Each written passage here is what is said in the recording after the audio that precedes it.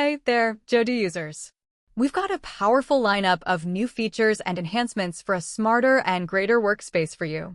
First, our brand new aggregate table is here. We've improved the data source selection that now you can select specific subforms as your data source and filter data by workflow status. Also, when you are changing your source forms, your existing settings will be preserved, saving you tons of rework. Here, row header is upgraded into dimension. Date and time field now can be added as a dimension. Under dimension type, you can group data by year, quarter, month, week, or day. Here is also a new toggle. Enable it to exclude empty values. Onto measures, there's new support for multiplication, division, and more complex functions. New aggregate types, average and count, and new feature for multi-perspective calculation from the same source. What's more, we've added a toggle here to enable or disable submission validation. And for more efficient management, you can click this button to duplicate the aggregate table and click here to view calculation results. Then, let's talk forms. We've added quick filter to the lookup field. In field properties, field configuration, click the button to enter the settings page. Enable quick filter and add filter fields. Then you will see data is filtered layer by layer.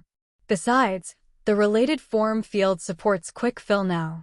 When adding a new master form entry, you can now quickly fill related form fields by copy-pasting data directly from Excel.